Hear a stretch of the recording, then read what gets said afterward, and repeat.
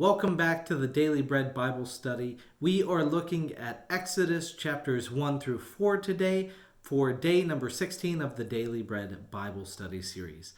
We have gotten through one whole book of the Bible, the book of Genesis we've covered, and now we're looking on to the big one, the big story, the book of Exodus, one that tells in which God's people will be removed from slavery and led towards the promised land of Canaan. So that's what the story is about, the main exodus out of Egypt.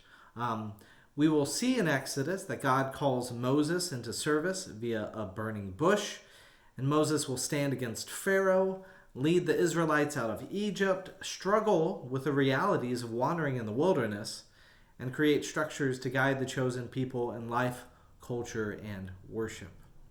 Now, picking up in chapter 1, we see the 12 sons of Israel, the sons of Jacob, die. These Israelites, as the descendants are called, grow numerous and strong and fill the land. But the tensions renew between the descendants of Noah's sons. So, a tribe of Shem, the Israelites, opposed the descendants of Ham, Noah's youngest son, and those descendants are called the Egyptians. So in Exodus 1 verse 8, we have, "A new king arose over Egypt who did not know Joseph." Now the work of Joseph, the son of a wandering foreign tribe, is forgotten.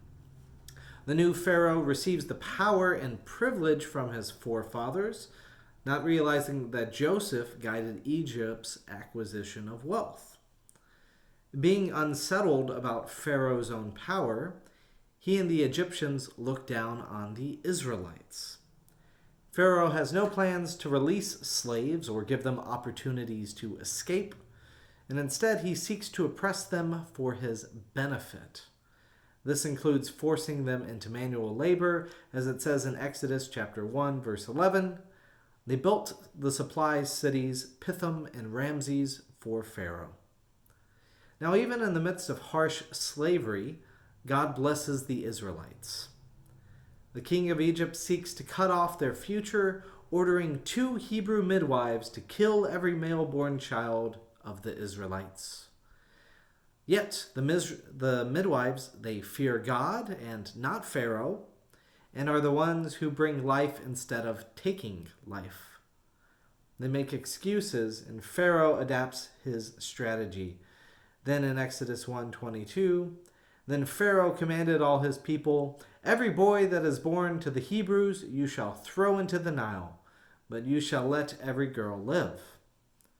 Now, in an attempt to avoid being subverted by sympathetic women, Pharaoh seeks to use the waters of the river to destroy the Israelites. But as we see, Pharaoh's subverted by this plan too. One, his sympathetic daughter rescues an important baby from the Nile. And then 2, the waters of the, quote, Red Sea destroy Egyptians and preserve the Israelites' life. So it's a reversal of the use of water. So what happens? Well, in chapter 2, verse 5, we hear, "The daughter of Pharaoh came down to bathe at the river, while her attendants walked beside the river. She saw the basket among the reeds and sent her maid to bring it. When she opened it, she saw the child. He was crying, and she took pity on him. This must have been one of the Hebrews' children, she said." Now, the word here that Pharaoh's daughter used is spared him, or it uses for Pharaoh's daughter, is that it spared him. In looking at this word, it's connected with the idea of compassion and mercy. This word is relatively absent from the Old and New Testament narratives, usually appearing in a negative form calling for no mercy. Like in Deuteronomy 19, verse 21, "You shall show no pity, life for life, eye for eye, tooth for tooth, hand for hand, foot for foot." And this should also be especially troubling for Christians, as the version of this word is not found anywhere in the Gospels. While Jesus regularly has compassion upon people, he does not spare people. Why do you think this is the case? Well, anyways, back to this child in the water. Now, in verse 10 of chapter 2 in Exodus, when the child grew up, she brought him to Pharaoh's daughter's house, and she took him as her son. She named him Moses because, she said, I drew him out of the water. So Moses' name is a pun meaning drawn out of water. God preserved Moses through the work of sympathetic and life-preserving women, the midwives, Moses' mother, Moses' sister, and even Pharaoh's own daughter. And at this moment in time, I'd like to say thank you to all of the sympathetic and life-preserving women in my life. Thank you for all that you do for our family. Thank you for all that you have done for me, and the ways in which that you sustain the world and community. So, thank you. When we return to focusing on men in verse 11, we see a grown-up Moses does not spare the life of an Egyptian there in verse 11. One day after Moses had grown up, he went out to his people and saw their forced labor. He saw an Egyptian beating a Hebrew, one of his kinsfolk. He looked this way and that, and seeing no one, he killed the Egyptian and had him hid in the sand. Moses then flees after realizing people already know what he has done, and runs far away, across the Sinai Peninsula and the desert, and he wanders where he will wander for 40 years, and he enters the land of Midian and defends daughters of the priest of Midian, Reuel, or Jethro, and builds a new life with Zipporah. Moses gets the chance at a fresh start and could live a new life. Unfortunately, a now content Moses gets called by God because God has other plans. So in Exodus 2, verse 23, after a long time the king of Egypt died. The Israelites groaned under their slavery and cried out. And out of the slavery their cry for help rose up to the Lord, or to God. And God heard their groaning, and God remembered his covenant with Abraham, Isaac, and Jacob. And God looked upon the Israelites, and God took notice of them. So God discerns that Moses is the right leader for the job. So God meets Moses at Mount Horeb in Exodus 3, verse 2. There, the angel of the Lord appeared to him in a flame of fire out of a bush. And he looked, and the bush was blazing, yet it was not consumed. And then Moses said, I must turn aside and look at this great sight, and see why this bush is not burned up. The next part is Moses' call story, where Moses says, Here I am. And while the story deserves to be read over and over again, for the sake of time, I'm going to simplify this encounter. So Moses learns that God is the God, quote, God of your father, the God of Abraham, the God of Isaac, the God of Jacob. And the Lord, notable that it shifted from God to the Lord, then discusses the suffering of the Israelites and his plan to deliver them to the promised land. In Exodus 3:10 it says, So come, I will send you to Pharaoh to bring my people, the Israelites, out of Egypt. Moses, full of questions, basically asks, Who am I and who are you? God, full of optimism, says, I am who I am, and you are mine, my chosen, I will be with you. God states his plan to mobilize the Israelites, defeat Pharaoh, and plunder the Egyptians.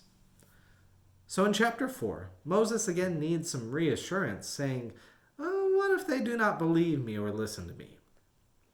Moses is full of what-ifs.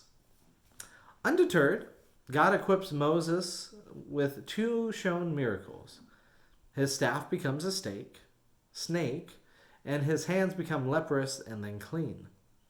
God even offers to turn the Nile water into blood as another example. God continues to persist with someone who does not want to go. And after everything that has been said already, Moses basically says, I do not speak sufficiently, or in other words, I do not feel my language skills are enough.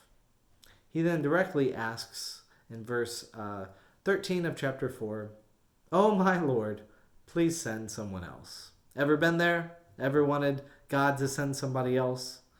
Well, we grow a lot when we do things that are challenging for us. Moses, like us, could be full of doubt, right? Doubts about his task, doubts concerning the people he will be sent to lead, doubts about the Pharaoh who could crush him, doubts about his language skills, and especially doubts about just himself. I often find myself in Moses' shoes, questioning the limits of my abilities as well, too. When was the last time you felt hesitant like Moses? Well, I believe God becomes angry because he is asking Moses to overlook his human ability and rather than trust in God's divine ability. God consents to let Aaron join in the efforts, and Moses finally accepts his new role. With Jethro's permission, Moses leads his family towards Egypt. Yeah, so now we get to another strange part. In an unexpected, uncharacteristic, and rather short scene, God tries to kill Moses. His wife Zipporah then circumcises her son and touches Moses' feet with his foreskin. This act joins his son in the mark of the covenant, and is surprising that Moses, one, has not already done this to his son on the 8th day, as is asked of him and his ancestors. And number 2, Zipporah, who is the non-Israelite, right, the Midianite, is the one who respects the covenantal right that is important to Moses' family. Now, much speculation can be made on this brief text, but the importance of the story for me is this: that it reveals, 1, the biblical narrative is likely a compilation of many stories synthesized into one continuous story. And then 2, the Bible in many ways is still a mystery towards modern readers, especially me. Well, I believe the questions we raise about the Bible are equally as important to the answers that we may discover through faithful reading. And on that note, may all of this lead you to close your study of chapter 4 with one of the most important things we can do, to just worship